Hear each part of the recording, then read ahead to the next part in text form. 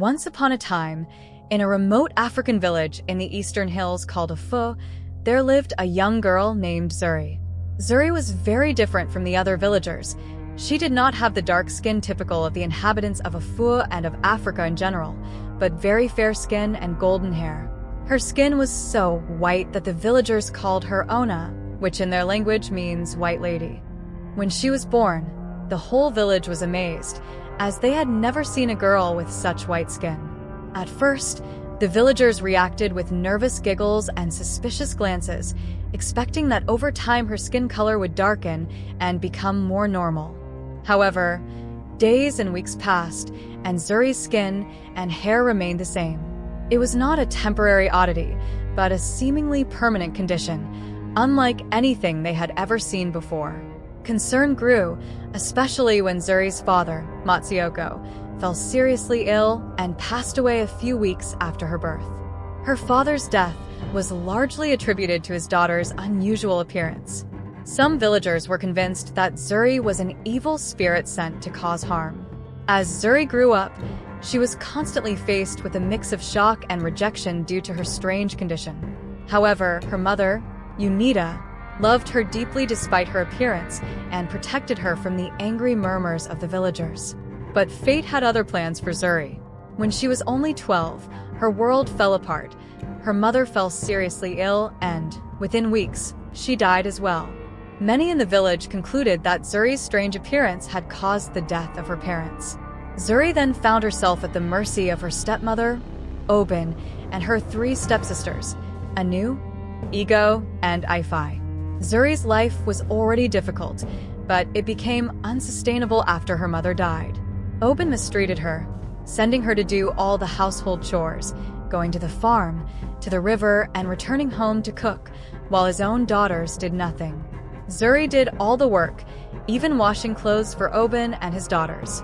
The 3 sisters never played or talked to Zuri. Whenever they went out together, they made sure to keep a distance so that people wouldn't see them with her. They made her life miserable, but Zuri was never sad or resentful. Despite the mistreatment, Zuri always kept a smile on her face.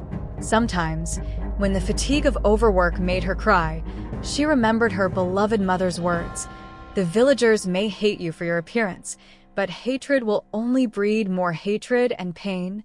Love will win." One cool evening, as her foster family lounged outside enjoying the breeze, the shouts of the village messengers echoed through the air. Anu, Ego, and Ifai sat, eager to hear what the messenger had to say. Obin snapped to attention when the messenger announced that the next day there would be a dance contest at the palace, where all the young girls were expected to attend as Prince Amadi would choose his fiancée and future queen. The girls' eyes sparkled as they imagined what it would be like to be chosen. Zuri interrupted her daydreams by asking if she could attend, to which Obin replied dismissively, "Have you looked in a mirror? Who would want to have you as a wife, let alone the handsome Prince Amadi?" Anu laughed mockingly, joined by Ego and Ifai. The next few days were filled with festive energy in the village as they prepared for the choice of the prince's fiancé. All the eligible girls prepared themselves, choosing their best dresses and jewelry to attract the prince's attention. Obin went to the market to buy beautiful fabrics and pearls for her daughters, convinced that one of them would capture the prince's attention and become queen. That night, Obin made sure that her daughters practiced some dance steps and anointed them with oil so that they could move seductively and win Prince Amadi's heart. Meanwhile, Zuri sat alone by her house, wondering what it would be like to have normal skin and be accepted into the community. At the palace, Prince Amadi was upset. He did not support his father's idea of forcing him into marriage, as he had made it clear that he wanted to find someone he truly loved. Amadi, being the only son of King Uju, knew that it was crucial for him to marry and produce an heir to continue the dynasty. Amadi's inability to marry and produce an heir worried King Uju greatly, keeping him from sleeping at night. Finally, the eve of the ceremony arrived, and all the people made their way to the palace in their finest clothes, hairstyles, and accessories. From afar, Zuri could hear the joyful music and singing as she watched the procession of beautiful young women. For a brief moment, she imagined herself among them, but was quickly brought out of her reverie by Oben's scornful voice. "This ceremony is for ordinary women, not for Snow White like you. Go back inside until this is all over and fulfill a task in the palace."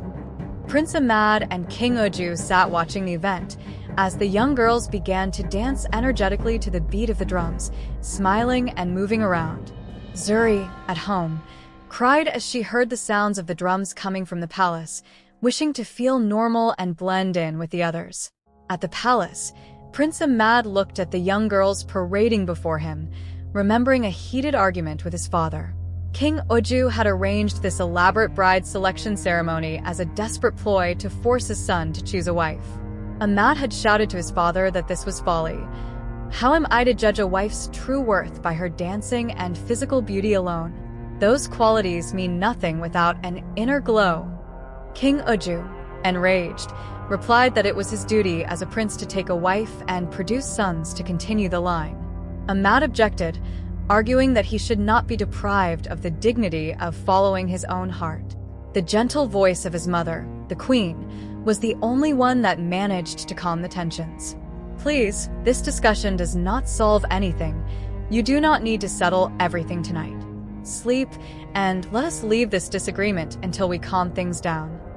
Thus, the conflict was temporarily quelled, but marriage remained on Amadi's mind as he endured the ceremony taking place before him. His disinterest in each young woman was evident. Although they all danced beautifully, he found no one he wanted as a wife. Finally, the night ended, and the young women were ready to return home.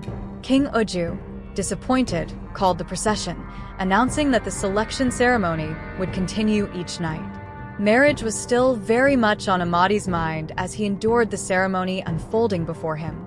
His indifference to each of the young women was evident. They all danced beautifully, but Amadi found no one among them that he desired as a wife. Finally, the night was over and the young women were ready to return home. King Uju, disappointed, called for the procession, declaring that the selection ceremony would continue each night until his son chose his wife and future queen. He attempted to humiliate Amadi into conformity, but the prince simply held his father's gaze before rising and leaving the ceremonial area. In the following nights, Amadi stood firm as the young girls paraded in front of him, but his expression did not change. His father's pressure grew every day, threatening to disinherit him. However, Amadi was determined to marry only when he found a woman who made him feel the fire of true love. One day, he decided to escape from the palace in disguise to calm his anxiety. He was heading towards the river when suddenly, his heart skipped a beat. He had never seen anyone so serene and kind. Prince Amadi smiled at her and said hello. Zuri, surprised, thought that no one had ever looked at her that way, except her mother. Amadi introduced himself as Amadi and asked to be her friend. "You can't be my friend," Zuri replied. "Can't you see my skin? It's so white and ugly." But the prince assured her that she wasn't ugly, but beautiful and unique in her own way. No one had ever spoken to Zuri so kindly before. "You are very kind," Zuri said, and she agreed to be Amadi's friend. This became a routine. He would sneak out of the palace to meet his new friend in the fields near the river, where they would sit under a mango tree for hours, sharing stories and enjoying each other's company. One evening, Ekwe told her sisters that at the last palace ball, she had noticed the prince looking at her and believed that he was in love with her. Hearing this, Oben was delighted. "My daughter," he said happily, "tomorrow I will send you to the palace with fruits for the queen. Make sure the prince sees you and move your waist well to attract his attention." Zuri, overhearing the conversation, felt sad, but then she remembered her new friend and his bright smile. "Perhaps I will never have the prince or be accepted in society, but at least I have a friend," she thought. Ekwe went to the palace as her mother had planned, but the prince did not even look at her. Meanwhile, Zuri and her new friend continued to meet at their usual place, and soon their friendship transformed into a deep love. One day, Amadi confessed his love and his desire to get married. Zuri had learned to love this man, who was the only one who had shown her true love and treated her like a human being. She agreed to marry him. Then Amadi confided to her, "I am Prince Amadi. Zuri's eyes widened. She could not believe that she had been with the crown prince of Afo all this time and that she had just agreed to become his wife. King Uju was shocked when Amadi brought Zuri home. He was totally against his son's marriage to the white lady, fearing that his enemies would mock him. However, a white wife was better than no wife at all. Despite his reservations, King Uju gave his blessing for Amadi and Zuri's marriage. The villagers did not accept her. They mocked the prince, assuming that he had lost his mind by choosing Zuri over all the beautiful women in the village. When news of the marriage spread, Oban and his daughters could not believe it. That night, they made her sleep outside in the cold, accusing her of having used witchcraft to bewitch the prince. Oban did his best to send messages to the queen, pleading with her to never allow Zuri to marry her son, but all his efforts were in vain. The villagers' hatred towards Zuri intensified now that she had become the only lady in the village that Prince Amadi loved and wanted as a wife. The villagers of Afo held their breath as Prince Amadi married Zuri in an elaborate ceremony at the palace. Although many did not support this union and mocked the prince and his fiancée, they refused to attend the marriage. However, that did not matter to Prince Amadi. He was marrying the love of his life, and that was all that mattered to him. After the wedding, Zuri moved into the palace to live with her new husband, leaving her wicked stepmother and sisters behind. She received a warm welcome at the palace, and for the first time in her life, she felt a sense of belonging. The queen was very kind to her and told her that her unique skin did not mean she was evil or had a bad appearance. Many years ago, I traveled to a faraway land and saw many people like you. What you have, my dear, is called albinism. You are simply an albino, a beautiful albino. You are not evil, the queen assured her. Finally, Zuri found a family who loved her and cared for her like a normal person. One morning, something very strange happened in Afo. The villagers woke up in pain, finding blisters all over their bodies. Both young and old had these strange blisters, except for Zuri. The village healers did their best to help, but no one could cure the strange blisters. The villagers lay on the ground, crying in pain from morning until night. King Uju summoned a powerful healer named Adama from a distant land called Order. When Adama arrived and questioned the king, he said, "Why have you called me, if the solution is here, among you?" The people were confused and did not quite understand what Adama was saying.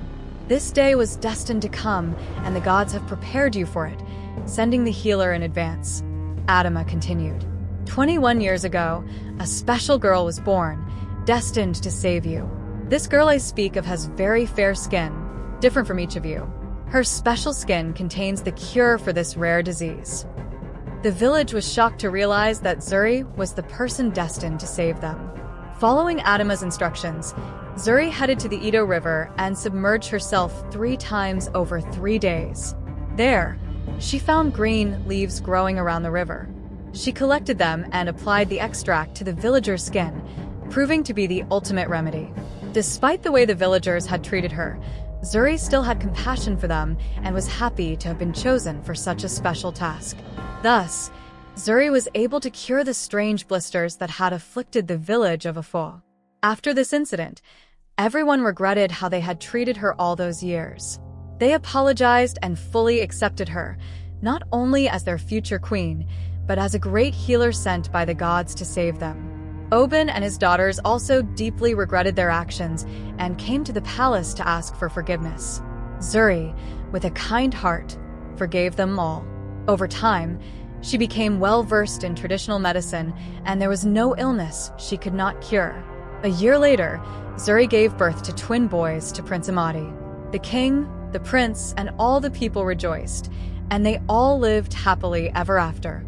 The story of the brave prince who married a lady born different became a legend, reminding everyone of the importance of looking beyond physical appearances and treating people with kindness, no matter their skin color or differences, as it is our differences that make us unique, each with a special purpose.